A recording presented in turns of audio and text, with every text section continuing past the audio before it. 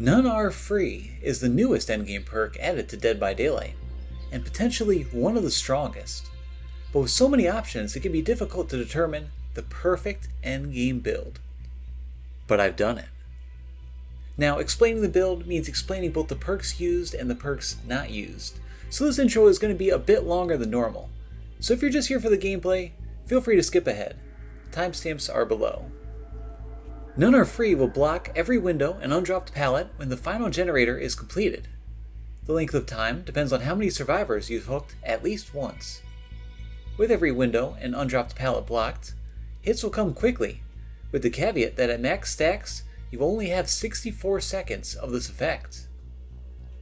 Pairing it with No Way Out is a natural choice, as No Way Out will block the exit gates from being opened for a whole minute. So now, for a full minute, survivors are locked in a box with you with nothing to do. Our goal at this point is to end the game during this minute. To do so, we're going to need information and lethality. For the latter, we have two good options. The obvious choice is No One Escapes Death, a hex totem that makes all survivors downable in one hit during the endgame while also increasing our speed. Personally, I never use this perk. Not only is there a stigma on killers who run it, where survivors will just assume that you're bad, but more importantly, survivors who suspect that you have an endgame build will go and cleanse all the totems before completing that final generator to rob you of this perk. Instead, we're going with a sneaky backup option, Terminus. Terminus causes any survivor who is injured during the endgame before the exit gates are opened to be broken. Broken survivors cannot be healed. As long as we're keeping people injured, effectively, this is an uncleansable No One Escapes Death. While it will only last while the exit gates are still locked, No Way Out will make sure that we maximize the value from it, and None Are Free will make sure that every broken survivor is out of options.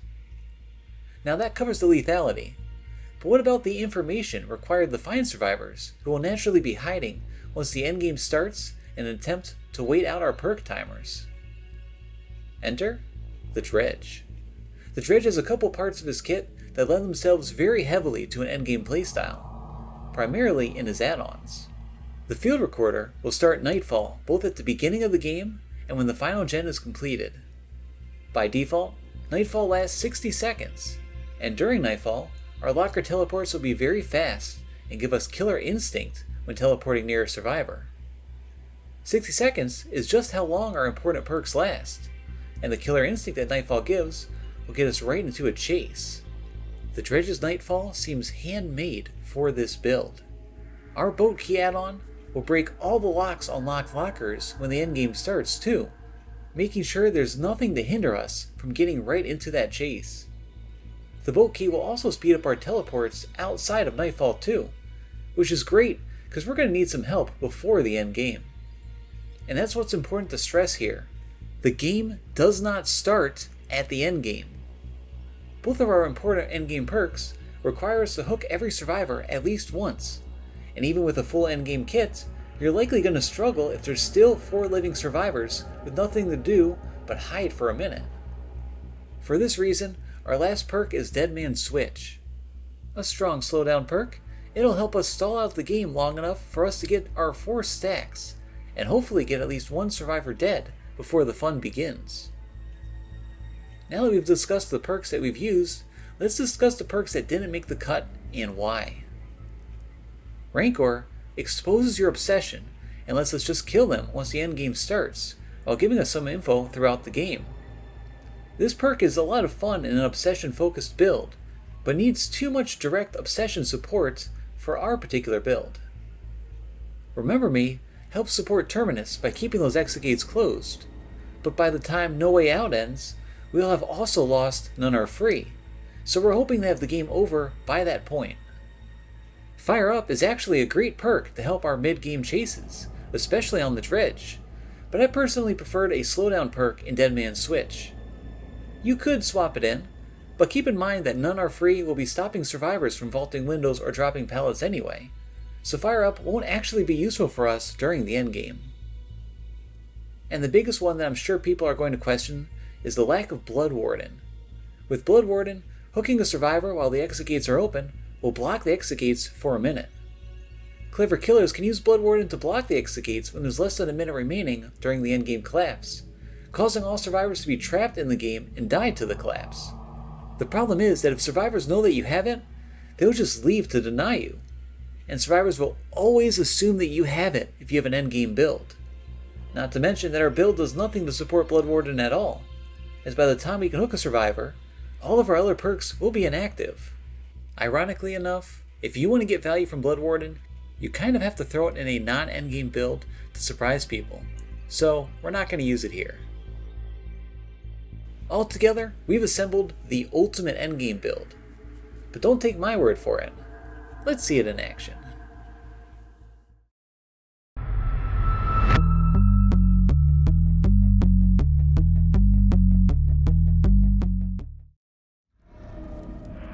Oh, this is the new Eyrie of Crows variant.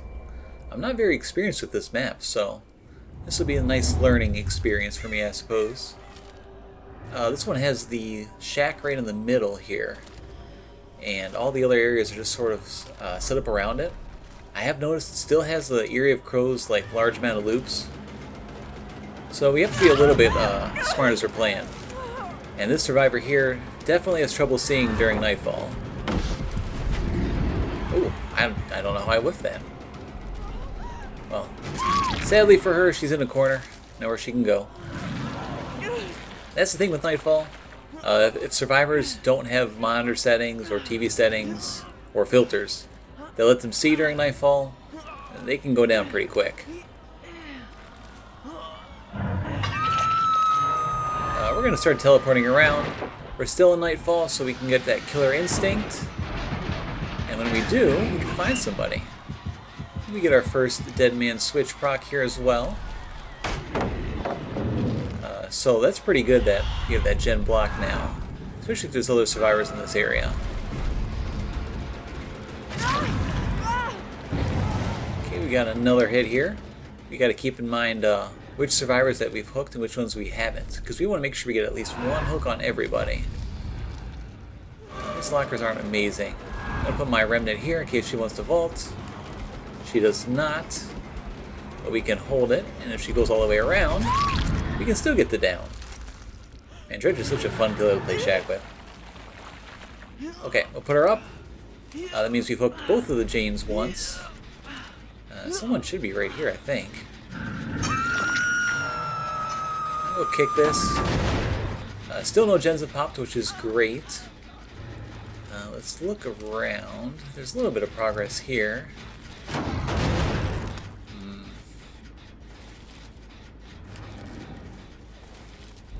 You know, maybe I'm alone in this feeling, but honestly, I kind of hate the aesthetics of this realm as well. It just looks kind of bland, and then I don't really like the goop everywhere. Oh, we're back on the Jane here. That's unfortunate, but I will take a quick down. You could kind of see, as I was chasing her, that she was just really expecting like some crazy mind game with the Remnant. That's kind of the effect of the Dredge, right? When you can just teleport back to an area at any time. Makes people a little paranoid. Okay, I hear a gen being worked on. Okay, so this gen, it was regressing, so someone is in this area somewhere. I often bring... Oh, here they are. Oh, it's the Jane again? Okay, hold on. Let's get a hit here. And then I might just leave her. No, she's in a good spot. We're going to go over here. We're going to go here for the David. We want to get all 4 stacks as fast as possible. You know, I should have teleported, I think, just a tiny bit later there. But with Nightfall here, we can get a fast hit. And David restrains himself and does not drop that pallet. Actually kind of good for us, as weird as that sounds. Because pallets that are down will still be down and can still be vaulted during the end game with none are free. Now I'm going to have to break this. I can maybe play around with it eventually, but it's not worth it. He's just going to make a run for it. Our first gen has gone down, and that's fine, because he's going up on this hook. Okay, now where is the bill? Okay, somebody's here. Somebody maybe being a little bit sneaky. Okay, they're just gonna run. It is nice if we can just drop our remnant and then just let it go at any time. Where are they going? Do they go this way? Do they double back? Here they are. Another Jane. Okay, I'm just gonna leave her. I've actually been playing this build for a couple of games, and I kind of have the problem that I keep getting 4Ks when there's still, you know, a bunch of gens left, which kind of makes it hard to show off your endgame build if you never get to the endgame. Here's the David again. We've booked him once, but even better, we've got the Bill. Okay, we'll let the David run off. Bill's close by. I'm going to damage this because it's pretty close.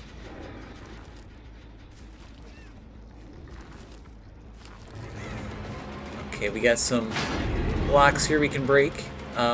With our one add-on, we won't actually need to break these early, since by the time we get to the end game, they're going to break automatically. But we do get a couple extra points by breaking them. And survivors keep running off to this little corner here. There is nothing in this corner. Okay, we got the Bill back up. That's our 4th stack of No Way Out. And then our free, which is good timing because we got 2 gens left here. Okay, let's see. We're going to get rid of Shack Pellet right away. Nice. David is not on Death Hook, so we don't really have a huge incentive to commit to him, especially with him being full health. Let's see here. Yeah, let's interrupt this heal. Let's chase the Janes. Admittingly, I was not paying close enough attention to know which Jane is on Death Hook, but getting someone out of this game might be a good idea. Oh, she's got Lithe, giving her that little speed burst while vaulting. She's going to this pallet, which is never a good pallet you can play. Back to Shack. We put down the old remnant. She's going to run out. Let's hold it a second longer, see what she does. Okay, she's going to keep going. Let's get rid of this boon, which is, I don't know what it is, but I don't want to see it. And yeah, she's just zoned into this like corner right here. Like, there's not really anything she can do. I'm going to chase her this way, which is a little awkward for my remnant, but I can still get her.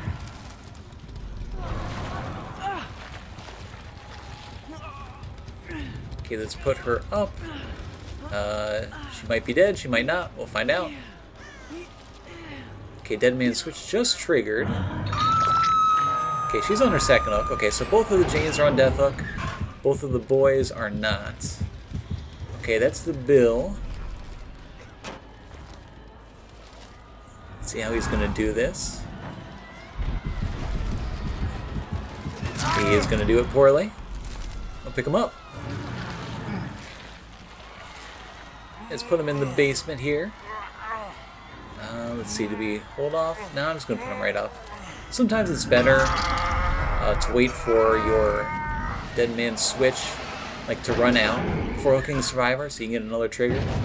But I don't want to waste too much time when I could just be directly pressuring gens like this. You can kind of see too, because that gen was like almost done. So I'd really like to be in a chase with somebody right now. Yeah, I don't see anybody around here. Someone is working on this gen, so I'd like to chase them, but I also don't want to commit too much time here. Okay, they did the unhook. Let's teleport to an unlock locker. Oh, that's the back locker. Yeah, we should teleport upstairs. Okay, the Jane is already healed. Let's look around. Man, they got some good distance here. Okay, that's the David. Okay, there's someone else right behind me, but I'm not going to pass up a free hit and a pallet.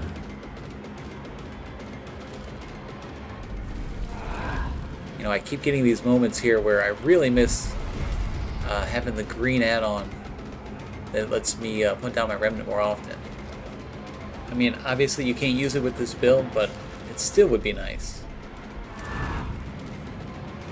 Oh yeah, you messed up. I was gonna break that pallet no matter what. I'm not doing it. Not doing it.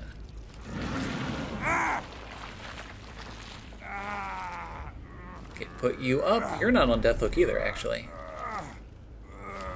You know, I was joking, haha, about trying to get someone out of the game, but looks like we actually did the old-fashioned hook everybody twice before we get a kill in the match.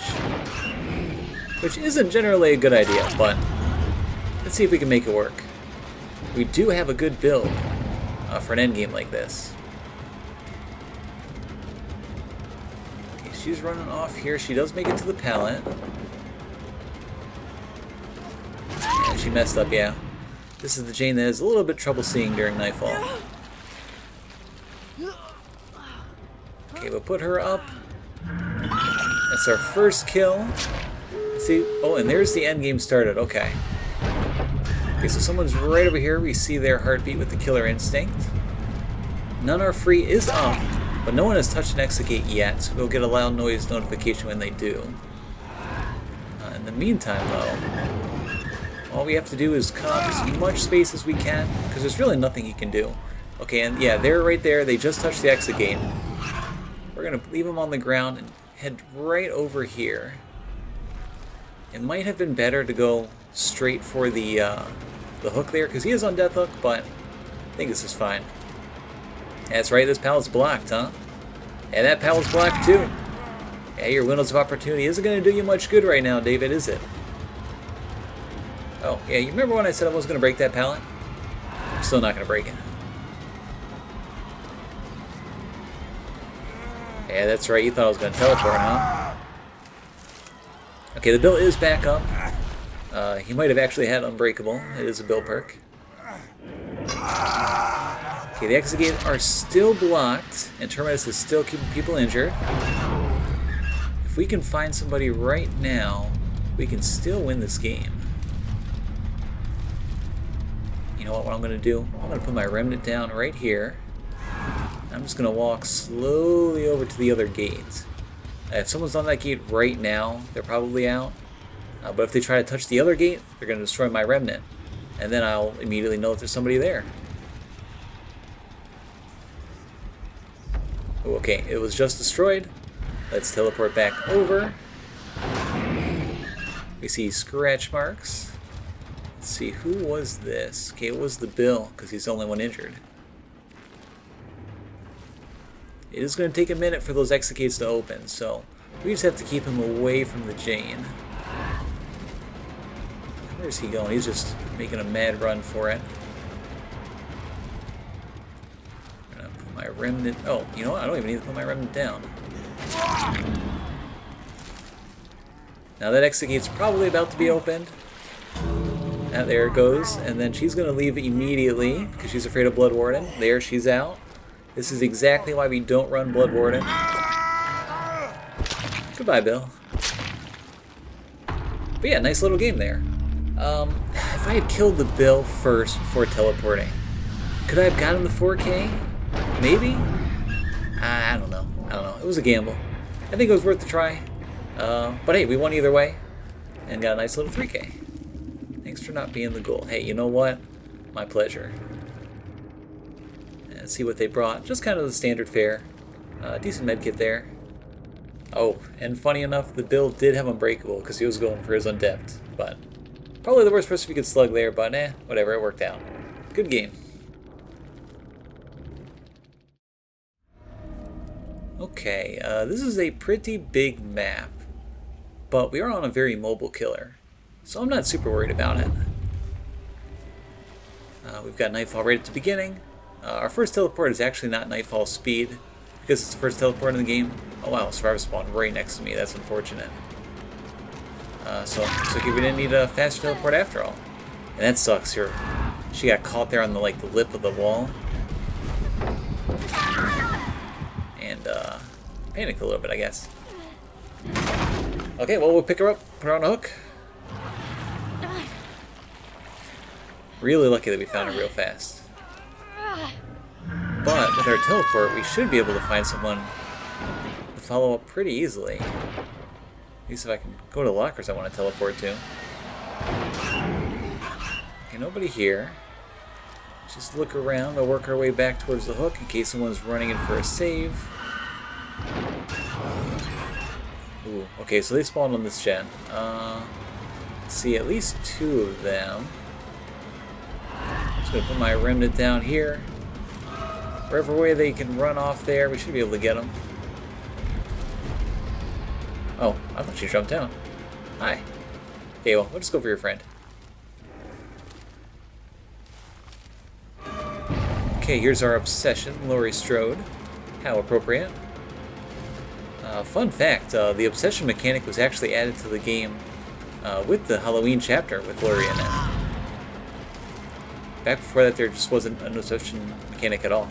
In fact, if I recall correctly, there would not be an obsession in the game at all unless somebody brought an obsession perk. So you'd be able to tell whether or not someone had, like, Decisive Strike. If there were no obsession at all, you know no one had it. Okay, she's holding the corner here. I hear her. She's just gonna run. Man, that was such a long time ago. Funny how far the game's gone.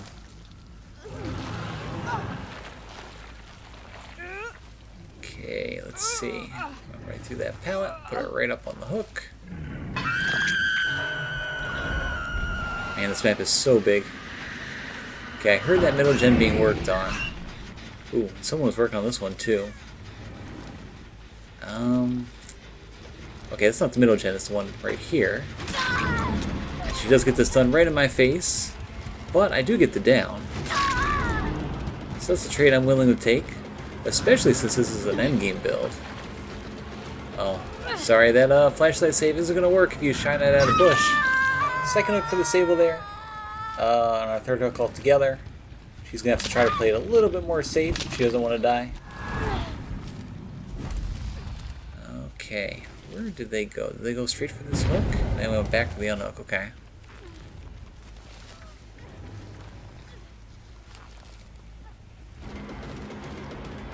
You're just committing to that. Want a body block? Take a hit? No? Well, we're gonna go for you anyway. I wasn't planning on tunneling her out.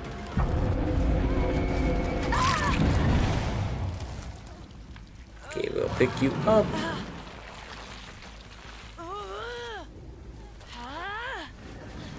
Right back for this hook. That's the Sable trying to blind me again. That Sable really wants my attention. Well, if she wants me to chase her, I will. Honestly though, she should probably be trying to play it a little bit more low-key since she is on Death Hook.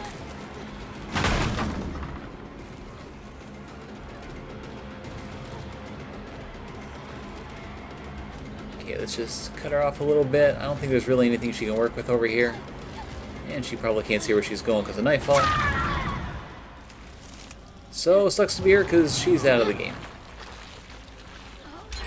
I mean, I usually try to just play around, you know, get a couple of fresh hooks, but I'm not going to pass up an easy kill when I can take it. Okay, here's the Laurie. I would like to find the Laura.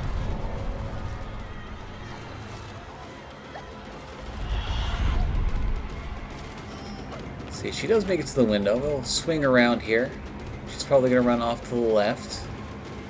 I saw a second survivor. Oh, here we are. This is Laura. Okay, new plan. Go down her. Now, you know what? I can go for that chase right now, but I want this fourth stack. Oh, she's running right back here, though. I don't know what she's thinking. Like, with the Sable dead, we are in a good spot, but this game could easily go either way. Like, if they've got survivors right now that are pressuring these gens, like, we could hit the end game, like, right away. Okay, let's see what we have over here. Okay, that's the Laura again. You've only been hooked once. You got dead hard? No? I must feel bad. Almost. Okay, let's put her back up on a hook. And go ahead towards that gen, I think. I heard some progress on it. You know, we've got lockers that are in check here, but wouldn't have done me much good, I think. You always have to resist the temptation, like teleport the lockers too freely. You want to make sure you've got your power up for your remnant specifically, because this is going to help you in chases far more than teleporting will. Okay, she's just making pretty good distance here. This pallet is gone. Ooh, she did have Dead Heart though, okay. Okay, we are down to 1 gen remaining. I don't know where she went. Oh, I see. There must be a boon up here. Okay, let's fake the window and swerve around. Okay, that worked out well. There's really no pallets in this area either, so not really anything she can do.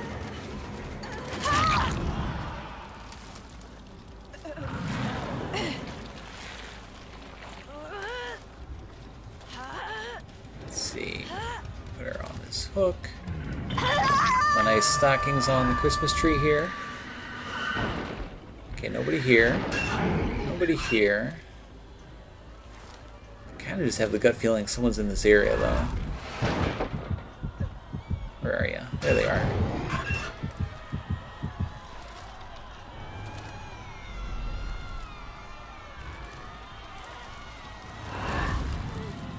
Okay, I'm gonna put my remnant down. Gonna push and see if I can get him to run off the cliff.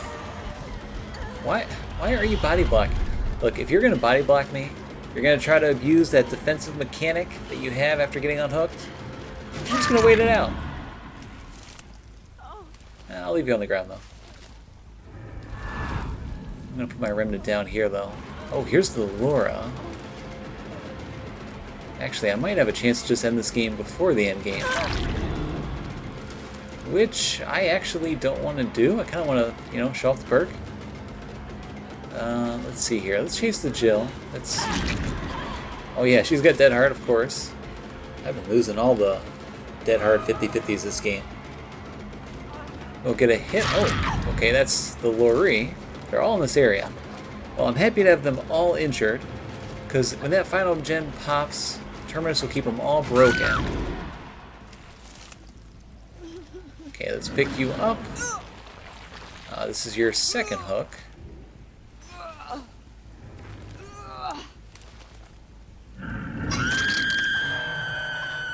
And let's see. Okay, so they're probably working on this gen. Okay, yep, Dead Man Switch blocks it off. The Laura's here. She's injured, so she should go down pretty quick. That means it's up to the Jill over there. Got Dead Heart? No.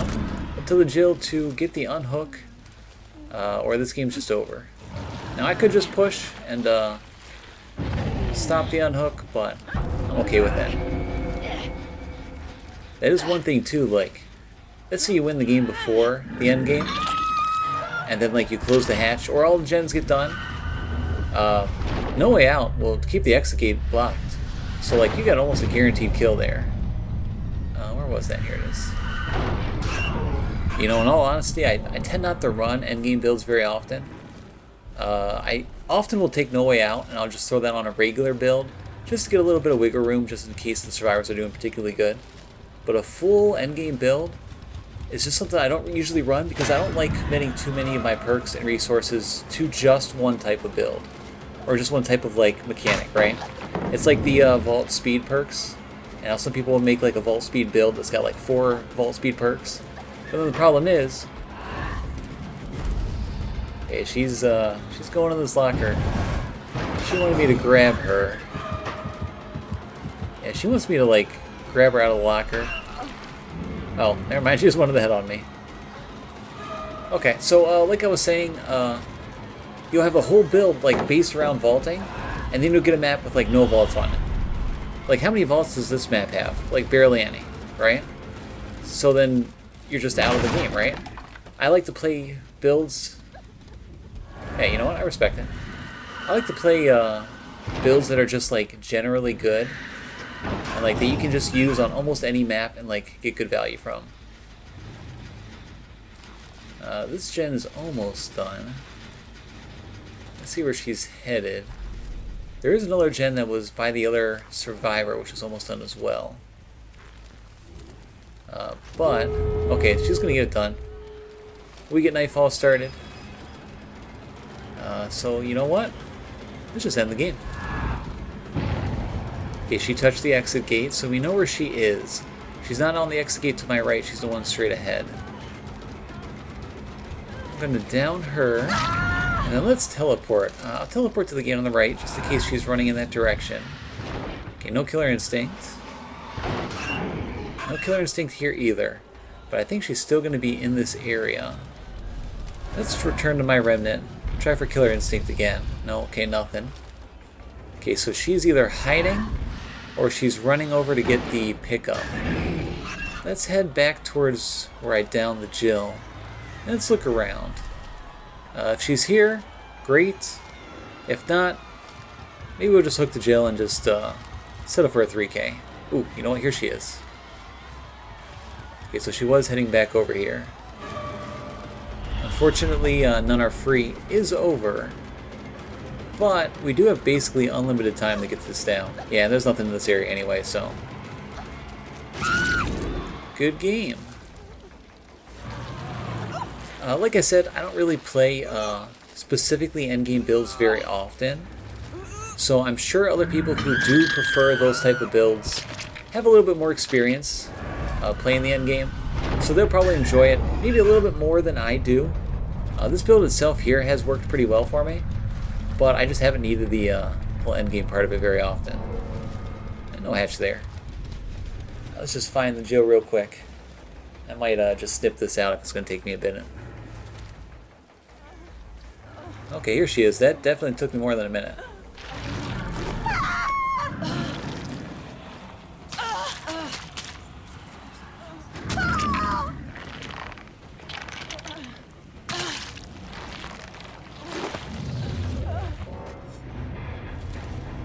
And there's the game. A nice fun one. Another game where we really didn't need the whole endgame build to win. But that's kind of the thing with the endgame build, right? Like, you're not necessarily trying to get a 4K during the endgame. It's kind of like a contingency plan, in case the rest of the game kind of goes roughly. So while we really didn't need it this game, it could have been helpful. But anyway, good game. Good game, it was fun.